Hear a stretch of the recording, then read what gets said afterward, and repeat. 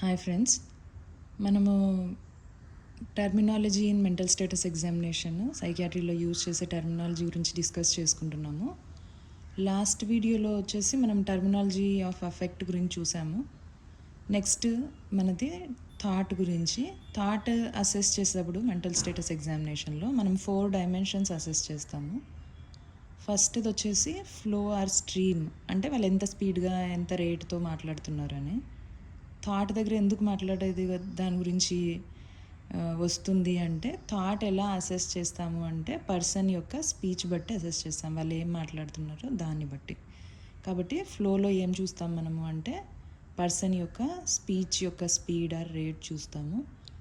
Second content, అంటే ఏమి subject, దేని గురించి మాట్లాడుతున్నారు, ఏం మ్యాటర్ మాట్లాడుతున్నారని.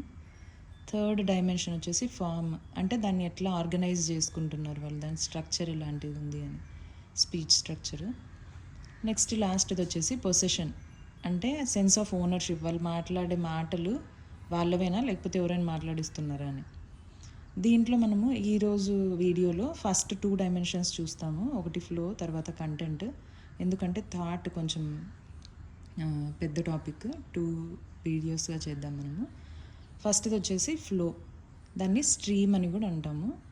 దీంట్లో మనము మరి 2 డైమెన్షన్స్, ఫ్లోలో కూడా 2 డైమెన్షన్స్గా అసెస్ చేస్తాము. దాని స్పీడ్ ఎలా ఉంది, తర్వాత దాని కంటిన్యూటీ ఎలా ఉంది.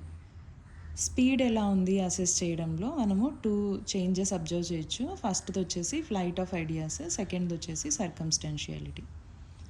ఫ్లైట్ ఆఫ్ ఐడియాస్లో ఏమవుతుందంటే థాట్ ఫ్లో యొక్క స్పీడ్ పెరుగుతుంది. థాట్ ఫ్లో స్పీడ్ పెరగడంతో పాటు గోల్, మనము ఇప్పుడు ఒక క్వశ్చన్ అడిగినాం అనుకోండి, ఓకే ఈరోజు మీరు ఎలా ఉన్నారు అని, వాళ్ళు చెప్పే ఆన్సర్ స్టార్ట్ చేస్తారు. ఈరోజు నేను పొద్దున్నే లేచినాను, బ్రష్ చేసుకున్నాను, మొహం కడుక్కున్నాను, ఇక్కడికి వచ్చినాను, ఇప్పుడు ఇక్కడి నుంచి పోయిన తర్వాత అది చేయాలి ఇది చేయాలి అంటే ఏమి, వాళ్ళకి అన్నీ గుర్తొస్తున్నాయి ఏం చేశారు. కానీ మనం అడిగిన క్వశ్చన్ ఏమి, మీరు ఎలా ఉన్నారని, అంటే నేను బాగున్నానా బాగలేనా అది చెప్పడం లేదు మనకంటే. Goal is not reached. కొన్ని సిచ్యుయేషన్స్లో ఏమవుతుందంటే థాట్ బై ఛాన్స్ కనెక్ట్ అయి ఉంటుంది, రైమింగ్ లాగా అనిపిస్తుంది. నా పేరు రాము, నేను తిన్నాను జాము, నేను వేసుకున్నాను పైజాము, అట్లా అంటే రైమింగ్ లాగా మాట్లాడతారు. దాన్ని మనం ఏమంటామంటే క్లాంగ్ అసోసియేషన్ అని అంటాము. దీన్ని జనరల్గా మనం మేనియాలో చూస్తాము. స్కిజోఫ్రీనియా పేషెంట్స్లో కూడా ఉంటుంది, కానీ మేనియా పేషెంట్స్లో ఎక్కువ ఉంటుంది. ఫ్లైట్ ఆఫ్ ఐడియాస్ మేనియా పేషెంట్స్లో ఎక్కువ చూస్తాం మనం. అంటే ఒక థాట్ నుండి ఇంకొక థాట్కి ఫాస్ట్గా జంప్ చేస్తారనమాట. సెకండ్ది వచ్చేసి సర్కమ్స్టాన్షియాలిటీ. సర్కమ్స్టాన్షియాలిటీ అంటే, సర్కమ్స్టాన్షియల్ అంటే తెలుసు కదా మీకు, గోల్గా తిరగడం రౌండ్గా. దీంట్లో ఏమవుతుందంటే థాట్ స్లోగా వస్తుంది, అన్నెసరీ ఇన్ఫర్మేషన్ అంతా చెప్తారు. మీకు ఈ దెబ్బ ఎలా తగిలింది అంటే, నేను ఈరోజు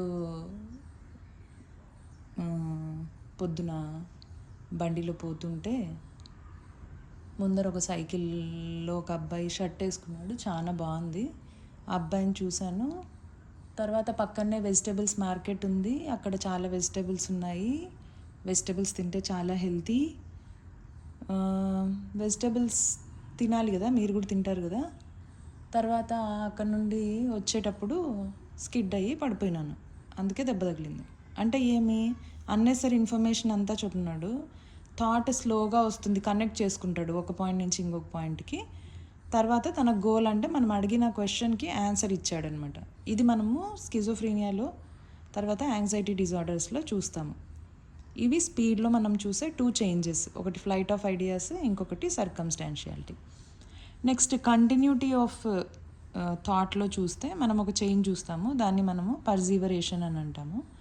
ఇక్కడ ఏమవుతుందంటే థాట్ వచ్చేసి దాని గోల్ రీచ్ అయిన తర్వాత కూడా పర్సీవ్ అవుతుంది, అట్లా కంటిన్యూ అవుతుంది. దాన్ని మనం పర్సీవరేషన్ అంటాం. అంటే ఏమి, మనము నీ పేరు ఏం పేరు అని అడిగినాం, అంటే నా పేరు రాము అని చెప్పాడు. నువ్వేం తిన్నావు అని అడిగినాం, నా పేరు రాము అని చెప్పినాడు. నువ్వు ఇక్కడ ఎందుకు వచ్చినావు అని అడిగితే నా పేరు రాము అని చెప్పినాడు. అంటే ఏమి, ఒకటే థాటే మళ్ళీ మళ్ళీ రిపీట్ అవుతుంది, దాన్ని మనము పర్సీవరేషన్ అంటాము. ఇది స్కిజోఫ్రీనియాలో చూస్తాం. ఇది వచ్చేసి ఫ్లో అండి. నెక్స్ట్ వచ్చేసి కంటెంట్. కంటెంట్లో ఏమి అంటే మనము చూసేది డెల్యూషన్. డెల్యూషన్లోనే డిఫరెంట్ టైప్స్ ఉన్నాయి. డెల్యూషన్ అంటే ఏమి అంటే fixed false belief a person holds with absolute conviction. అంటే తన మైండ్లో ఒక బిలీఫ్, ఒక నమ్మకము ఫిక్స్ అయిపోయింది. అది తప్పుడు నమ్మకం. మనం దానికి ప్రూఫ్ చూపించినా కానీ, ఎంత అట్లా కాదు ఇట్లా అవుతుంది అని చెప్పినా కానీ వాళ్ళు నమ్మరు అనమాట. వాళ్ళు అబ్సల్యూట్గా దాన్ని కరెక్ట్ అని నమ్ముతారు. అందుకే దాన్ని ఫిక్స్డ్ బిలీఫ్ అంటాం అనమాట. దీంట్లో మనము రొటీన్గా జనరల్గా చూసే delusion of persecution most common delusion. Persecution అంటే వేరే వాళ్ళు తనకి హామ్ చేస్తారు అని పర్సన్ నమ్ముతాడు.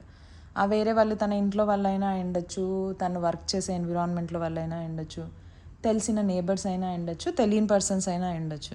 దాన్ని మనము అంటే పర్సన్ ఏం బిలీవ్ చేస్తారు, వేరే వాళ్ళు తనకి హామ్ చేయబోతున్నారని బిలీవ్ అవుతారు, నమ్ముతారు. దాన్ని డెల్యూషన్ ఆఫ్ పర్సిక్యుయేషన్ అని అంటాం. నెక్స్ట్ వచ్చేసి delusion of reference. Delusion of reference అంటే ఇక్కడ పర్సన్ వచ్చేసి వేరే వాళ్ళు ఎవరైనా మాట్లాడుకుంటున్నారు అనుకోండి, తను ఏమనుకుంటాడు, నా గురించే మాట్లాడుకుంటున్నారు, నా గురించే డిస్కస్ చేసుకుంటున్నారు. టీవీలో ఏమైనా న్యూస్ చెప్తున్నారు అనుకోండి, న్యూస్ చూసి ఏమనుకుంటాడు, న్యూస్లో నా గురించే మాట్లాడుకుంటున్నాను, నా పర్సనల్ మ్యాటర్ అక్కడ చెప్తున్నారు. ఇన్స్టాగ్రామ్లో ఏమైనా రీల్స్ చూసినా కానీ, యూట్యూబ్లో వీడియోస్ చూసినా కానీ ఏమనుకుంటారు, వీళ్ళు నా ఇన్ఫర్మేషన్ని ఇన్స్టాగ్రామ్లో, యూట్యూబ్లో పోస్ట్ చేస్తున్నారు. అంటే తనని రెఫర్ చేస్తూ పర్సన్స్ మాట్లాడడము, వేరే న్యూస్ రావడము, ఇన్స్టాగ్రామ్, యూట్యూబ్లో వీడియోస్ రావడము, ఇవన్నీ జరుగుతున్నాయని నమ్ముతున్నాడు. దాన్ని మనము డెల్యూషన్ ఆఫ్ రెఫరెన్స్ అని అంటాం. నెక్స్ట్ వచ్చేసి delusion of grandiosity. Delusion of grandiosity అంటే తను చాలా గ్రేట్ అని నమ్మడము డెల్యూషన్ ఆఫ్ గ్రాండియోసిటీ. అంటే ఎట్లా, మనమంతా ఒక హోటల్ పోయినాము, అక్కడ ఒక ప్లేట్, స్పూను అవన్నీ ఆల్రెడీ అరేంజ్ చేసి పెట్టినాడు. అక్కడ ఒక ప్లేట్ స్పెషల్గా ఉందన్నమాట. తనకు పెట్టిన ప్లేట్, తనకు పెట్టిన స్పూను స్పెషల్గా ఉంది. కలర్ చేంజ్ కావడము, లేకపోతే డిజైన్ చేంజ్ కావడము, దాని మీద కింగ్ అని రాయడము, క్వీన్ అని రాయడము, అలా ఏవైనా అట్లా జరిగితే వెంటనే తను నిలబడి ఏమంటాడంటే, నేను చాలా స్పెషల్, అందుకే నాకు స్పెషల్ ప్లేట్ పెట్టినారు, నేను కింగ్ని, నేను క్వీన్ని, నేను దేవుణ్ణి, నన్ను డైరెక్ట్ దేవునితో మాట్లాడగలను, నాకు అన్నీ స్పెషల్గా జరుగుతాయని రెస్పాండ్ అవుతాడు. అలాంటి దాన్ని ఏమంటామంటే డెల్యూషన్ ఆఫ్ గ్రాండియోసిటీ అంటాం. దీంట్లోనే ఇంకొక డెల్యూషన్ చూస్తాము, దాన్ని ఎరెటోమేనియా అంటాము. ఎరెటోమేనియాలో ఏమవుతుందంటే, ఆ పర్సన్ ఎలా బిలీవ్ చేసి ఏం నమ్మకం పెట్టుకుంటాడు అంటే, ఒక ఫేమస్ పర్సన్ తనతో లవ్లో ఉన్నాడని. ఇప్పుడు ఎవరైనా ఫేమస్ హీరోయిన్ కానీ, హీరో కానీ, తనకు నచ్చిన వాళ్ళు తనతో పాటు లవ్లో ఉన్నారని నమ్మడాన్ని డెల్యూషన్ ఆఫ్ గ్రాండియోసిటీ అంటాము. ఇది కాకుండా నెక్స్ట్ వచ్చేసి డెల్యూషన్ ఆఫ్ నిహిలిజం. నిహిలిజంలో ఏమవుతుంది అంటే, తను ఏమనుకుంటాడంటే, తను కూడా చనిపోయినాడు, పక్కన ఉన్న వాళ్ళంతా చనిపోయినారు, నాన్ లివింగ్ అనమాట, మనం అసలు ఎవరు బతికిలేము, ఇదంతా డెడ్ బాడీ, డెడ్ స్పేస్ అని అనుకుంటారు. దాన్ని డెల్యూషన్ ఆఫ్ నిహిలిజం అంటాము. ఈ 4 డెల్యూషన్స్ వచ్చేసి కామన్. ఏమేమి డిస్కస్ చేసామో, ఒకటి డెల్యూషన్ ఆఫ్ పర్సిక్యుయేషన్ అంటే తనకి పర్సన్స్ హామ్ చేస్తారని నమ్మడం. డెల్యూషన్ ఆఫ్ రెఫరెన్స్ అంటే వేరే వాళ్ళు మాట్లాడేది ఏదైనా తనని రెఫర్ చేస్తూ తన గురించే మాట్లాడుకుంటున్నారు అనుకోవడం. డెల్యూషన్ ఆఫ్ గ్రాండియోసిటీ అంటే తను చాలా గ్రేట్ అని నమ్మడం. నెక్స్ట్ది డెల్యూషన్ ఆఫ్ నిహిలిజం అంటే తను లేకపోతే తన చుట్టుపక్కల ఉన్న వాళ్ళు చనిపోయినారు అని నమ్మడాన్ని డెల్యూషన్ ఆఫ్ నిహిలిజం అని అంటాం. నెక్స్ట్ దీనిలోనే కొన్ని సిండ్రోమ్స్ వస్తాయి డెల్యూషన్స్లోనే. అంటే కొంచెము డెల్యూషనే కానీ కొద్దిగా ఒక గ్రూప్ ఆఫ్ సిమ్టమ్స్తో పాటు వస్తుంది. సిండ్రోమ్ అంటే తెలుసు కదా మీకు, సిమ్టమ్స్ గ్రూప్తో పాటు వస్తే సిండ్రోమ్ అంటారు. అలా సిండ్రోమ్స్ ఉన్నాయి కొన్ని. దాంట్లో ఫస్ట్ది వచ్చేసి కొటార్డ్ సిండ్రోమ్. కొటార్డ్ సిండ్రోమ్ అంటే పేషెంట్కి డిప్రెషన్ సిమ్టమ్స్ ఉంటాయి, దాంతోపాటు డెల్యూషన్ ఆఫ్ నిహిలిజం ఉంటుంది. పేషెంట్ డిప్రెషన్ డిసీజ్తో పాటు నిహిలిజం సిమ్టమ్స్ ఉంటే దాన్ని కొటార్డ్ సిండ్రోమ్ అంటాము. నెక్స్ట్ వచ్చేసి ఒథెల్లో సిండ్రోమ్ని ఏమంటామంటే డెల్యూషన్ ఆఫ్ ఇన్ఫెర్టిలిటీ అంటాము, లేకపోతే మార్బిడ్ జెలసీ అని కూడా అంటాము. ఇది ఎవరిలో చూస్తామనమంటే ఆల్కహాల్ అడిక్షన్ పేషెంట్స్లో చూస్తాం. అంటే ఇన్ఫెర్టిలిటీ అంటే అంటే డార్లింగ్స్ అని ఒక సినిమా వచ్చింది, ఆలియా భట్ది, చూడండి. దాది ఒథెల్లో సిండ్రోమ్ గురించే తీశారు. వీళ్ళు మందు తాగి సబ్స్టెన్స్ అబ్యూస్ ఉన్నవాళ్ళు, ఆల్కహాల్ అడిక్షన్ ఉన్నవాళ్ళు, ఆల్కహాల్ డిపెండెన్స్ సిండ్రోమ్ ఉన్నవాళ్ళు తన పార్ట్నర్ వేరే వాళ్ళతో రిలేషన్షిప్లో ఉందని నమ్ముతారు. అంటే తన పార్ట్నర్ తనకి మోసం చేస్తుంది అని నమ్ముతారు. దాన్నే డెల్యూషన్ ఆఫ్ ఇన్ఫెర్టిలిటీ లేకపోతే మార్బిడ్ జెలసీ అని అంటాము. నెక్స్ట్ వచ్చేసి డెల్యూషనల్ మిస్ ఐడెంటిఫికేషన్ సిండ్రోమ్. దీంట్లో మనం మళ్ళీ 2 సిండ్రోమ్స్ సపరేట్గా చూస్తాము. ఒకటి క్యాప్గ్రాస్ సిండ్రోమ్, నెక్స్ట్ ఫ్రగోలి సిండ్రోమ్. క్యాప్గ్రాస్ సిండ్రోమ్ అంటే ఏమి అంటే తనకి తెలిసిన వాళ్ళు close person is replaced by A stranger. అంటే తన ఇంట్లో ఉన్న భార్య ఉందనుకోండి, లేకపోతే అమ్మ నాన్న అక్క తమ్ముడు ఎవరో ఒకరు తన క్లోజ్ పర్సన్ని ఎవరో స్ట్రేంజర్ రీప్లేస్ చేసినాడు. కానీ చూడడానికి వాళ్ళ వైఫ్ అనుకోండి, ఇప్పుడు ఫర్ ఎగ్జాంపుల్ వైఫ్ని ఎవరో వేరే పర్సన్ రీప్లేస్ చేసినారు. చూడడానికి సేమ్గా ఉన్నాడు, ఫిజికల్ అపియరెన్స్ ఎట్లుంది సేమ్గా ఉంది, కానీ తన క్లోజ్ పర్సన్ కాదు, వేరే వాళ్ళు దాన్ని వాళ్ళ వైఫ్ని రీప్లేస్ చేసినారని వాళ్ళ వైఫ్తో కొట్లాడతాడు. నువ్వు నా వైఫ్ కాదు, నువ్వు ఎవరో నా వైఫ్ని రీప్లేస్ చేసినావు, నువ్వు నా వైఫ్ కాదు, నా దగ్గర రావద్దు అని కొట్లాడడం. తను నమ్ముతాడు తన వైఫ్ని వేరే వాళ్ళు వేషం చేంజ్ చేసుకొని తన వైఫ్ లాగా వచ్చినాడు అని. ఇది మామూలుగా మనము లివీ బాడీ డిసీజ్ చదువుతాం కదా, పార్కిన్సన్స్ డిసీజ్లో అలాంటి కేసెస్లో చూస్తాము. ఈ మిస్ఐడెంటిఫికేషన్లో ఇంకొక సిండ్రోమ్ మనం ఏం చూసామంటే ఫ్రగోలి సిండ్రోమ్. ఫ్రగోలి సిండ్రోమ్లో ఏమనుకుంటామంటే familiar person is imposing as a stranger. అంటే ఎవరో రోడ్లో పోయే ఒక వేరే మనిషి కనపడడం కూడా వేరేలాగా ఉంటారు, చూసేకి వేరేలాగా ఉంటారు, అంతా వేరేలాగా ఉంటారు. కానీ ఈయన పోయి వాళ్ళతో ఏమంటారంటే నువ్వు నా భార్యవి, నువ్వు చేంజ్ చేసుకొని నీ అపియరెన్స్ అంతా ఇట్లా స్ట్రేంజర్ లాగా రోడ్లో ఉన్నావని ఒక స్ట్రేంజర్ పర్సన్తో కొట్లాడతాడు. Physical appearance of the person different, ఎందుకంటే పర్సనే డిఫరెంట్ కదా అక్కడ. కానీ ఈయన ఏమని నమ్ముతాడంటే తన క్లోజ్ పర్సన్ దాని ఫిజికల్ అపియరెన్స్ని చేంజ్ చేసుకొని తను ఎలా ఉన్నారో దాన్ని చేంజ్ చేసుకొని ఒక స్ట్రేంజర్ లాగా బిహేవ్ చేస్తున్నారని నమ్ముతాడు. దాన్ని మనము ఫ్రగోలి సిండ్రోమ్ అంటాము. ఇవి డెల్యూషనల్ మిస్ఐడెంటిఫికేషన్ సిండ్రోమ్స్. కాబట్టి ఈ డెల్యూషన్స్లో రెగ్యులర్ డెల్యూషన్స్లో పాటు ఈ సిండ్రోమ్స్ కూడా ఉన్నాయి. కొటార్డ్ సిండ్రోమ్ అంటే depression with delusion of nihilism.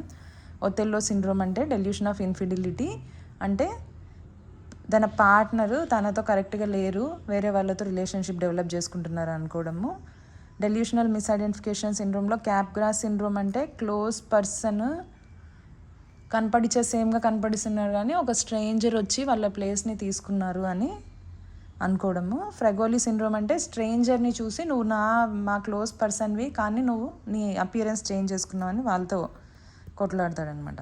ఇవి డిఫరెంట్ సిండ్రోమ్స్ రెగ్యులర్గా చూసేవి మనము. యాక్చువల్గా నేను డెల్యూషన్ స్టేజెస్ చెప్పాలనుకున్నానండి, ఫస్ట్లో మిస్ అయ్యాను, డెఫినేషన్ తర్వాత చెప్పాల్సింది. అందుకని ఇక్కడ మనం చూద్దాము స్టేజెస్ ఆఫ్ డెల్యూషన్. ఈ స్టేజెస్ డెల్యూషన్ ఒక్కసారి డెవలప్ అవ్వదు, స్టేజెస్గా డెవలప్ అవుతుంది. ఇది స్టేజెస్ చదివినప్పుడు నాకు ఏమనిపిస్తుంది అంటే ఒక దెబ్బ తగిలింది అనుకోండి, ఫస్ట్ దెబ్బ తగులుతుంది, తర్వాత అది వాస్తుంది, నొప్పిస్తుంది, కొన్ని రోజుల తర్వాత ఆ వాపు అన్నీ తగ్గుతాయి, తర్వాత ఏమవుతుంది మనకి స్కార్ ఫామ్ అవుతుంది, అది మన బాడీలో ఒక పార్ట్గా మిగిలిపోతుంది కదా. నాకు ఈ స్టేజెస్ చదివితే ఎందుకో తెలియదు, మరి అలాగే అనిపిస్తుంది. ఏమేమి స్టేజెస్ అంటే ఫస్ట్ది వచ్చేసి ట్రెమా, సెకండ్ది వచ్చేసి అపోఫెనీ, థర్డ్ది వచ్చేసి అనాస్ట్రోఫీ, ఫోర్త్ కన్సాలిడేషన్, ఫిఫ్త్ది రెసిడియం. ట్రెమా అంటే ఇది ఒక ఫస్ట్ స్టేజ్ అనమాట, ఇనిషియల్ స్టేజ్. దాన్ని డెల్యూషనల్ మూడ్ అని కూడా అంటాము. దీంట్లో ఏమవుతుందంటే పర్సన్ మనము వరల్డ్ని చూసే విధానము, మనకి వరల్డ్ అంటే మన ఎన్విరాన్మెంట్, మన చుట్టుపక్కల ఉన్న ఎన్విరాన్మెంట్లో ఒక సడన్ చేంజ్ వస్తుందన్నమాట. మనం ఎలా ఫీల్ అవుతాం, మన మూడ్ ఎలా ఉంటుంది వాళ్ళ ఎన్విరాన్మెంట్తో ఇంటరాక్ట్ అయినప్పుడు, దాంట్లో ఒక సడన్గా చేంజ్ వస్తుంది. ఆ పర్సన్ కూడా తెలియదు ఎందుకు చేంజ్ వచ్చింది అని. దాన్ని ట్రెమా అని అంటాము, డెల్యూషనల్ మూడ్ అని అంటాము. సెకండ్ది వచ్చేసి అపోఫోనీ. అప్పుడు తను ఏం చేస్తాడు అంటే searching for the meaning, search చేస్తాడు, ఎందుకు ఇలా చేంజ్ అవుతుంది, ఎందుకు నేను ఎన్విరాన్మెంట్ని ఇలా అర్థం చేసుకుంటున్నాను, ఎందుకు చేంజ్ అయింది, ఏమైంది అని తను సెర్చ్ చేస్తారు మీనింగ్ కోసం. అప్పుడు ఆ పర్సన్కి ఏమవుతుందంటే ఒక new personal meaning to the natural everyday events జరుగుతాయి. అంటే ఒక పర్సన్ మన దిక్కు చూస్తున్నారు అనుకోండి, తనకి సడన్గా అనిపిస్తుంది ఈయన నా గురించే లోపల ఆలోచిస్తున్నాడు, ఇంటికి పోయి ఏమన్నా నా గురించే డిస్కస్ చేస్తాడేమో అని అనిపిస్తుంది. ఇంకా కన్ఫర్మ్ కాలేదు, అప్పుడే ఇంకా వెతుక్కుంటున్నాడు ఎందుకు ఆ పర్సన్ నాకు చూస్తున్నాడు. ఒక పర్సన్ చూస్తూ వేరే వాళ్ళతో మాట్లాడుతూ మన దిక్కు చూసి నవ్వాడు అనుకోండి, అప్పుడు నా గురించే నవ్వినాడేమో అని అనిపించడం, దాన్ని అపోఫోనీ అంటాం. నెక్స్ట్ వచ్చేసి అనాస్ట్రోఫీ. అనాస్ట్రోఫీ అంటే ఇక్కడ ఏమవుతుందంటే ఈ సైకోసిస్, ఈ డిల్యూషనల్ మూడ్ అనేది కొంచెం ఇంక్రీజ్ అవుతుంది. దాన్ని మనం హైట్నింగ్ ఆఫ్ సైకోసిస్ అంటాము. ఇక్కడ బయట ఎన్విరాన్మెంట్తో ఫస్ట్ ఎన్విరాన్మెంట్లో చేంజ్ కావడము, ఎన్విరాన్మెంట్లో వచ్చే స్టిమ్యులస్కి మనం ఇచ్చే రెస్పాన్స్ చేంజ్ కావడము, ఇది చేంజ్ అయింది. అనాస్ట్రోఫీలో పర్సన్ ఇంటర్నల్గా చేంజ్ అవుతున్నాడు. ఇంటర్నల్గా ఏమవుతుందంటే ఇంటర్నల్గా ఈ డెల్యూషనల్ మూడ్ వల్ల ఇంటర్నల్ ప్రెషర్ ఇంక్రీజ్ అవుతుంది, కొంచెం కన్ఫ్యూజన్గా ఉంటుంది, పర్సన్కి భయం అవుతుంది బయటికి పోవాలన్నా, ఇంట్లో ఉండాలన్నా, ఏది చెయ్యాలన్నా, అంటే దేని గురించి వాళ్ళ డెల్యూషన్ స్టార్ట్ అవుతుందో దాని రిలేటెడ్ ఒక అక్యూట్ ఫియర్ అనమాట. సడన్గా భయం అనేది స్టార్ట్ అవుతుంది. Next consolidation. ఈ కన్సాలిడేషన్ అనేది ఏమవుతుంది అంటే ఒక న్యూ వాళ్ళ థాట్ ప్రాసెస్ అనేది ఫామ్ అయిపోతుంది. డిఫరెంట్ ఇక్కడ ఒక డెల్యూషనల్ మూడ్ వచ్చింది, ఒక మీనింగ్ ఎత్తుకున్నాడు, ఇంటర్నల్ ప్రెషర్ ఉంది. దీనిలన్నిటినీ ఏం చేస్తాడంటే, మనము చిన్నపిల్లలు ఆడుకుంటారు కదా డిఫరెంట్ షేప్లో ఉండే పీసెస్, అట్లా పీసెస్ అన్నీ సెట్ చేస్తే ఒక ఫిగర్ వస్తుంది.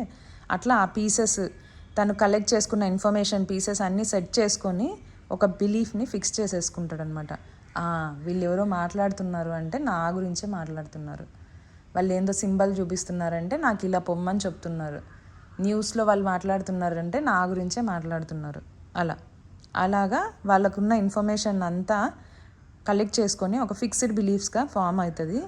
ఆ ఫామ్ అయ్యేది ఒక ఆర్గనైజ్డ్గా ఉంటుందన్నమాట. ఒకదాని టు ఇంకొక దాన్ని రిలేట్ చేసుకొని ఉంటారు. దీన్నే మనము డెల్యూషనల్ స్టేట్ అని అంటాము. వాళ్ళ లాజిక్ వాళ్ళకు ఉంటుంది చెప్పడానికి, ఇది ఇలా అయింది అందుకే నేను ఇలా ఆలోచిస్తున్నానని.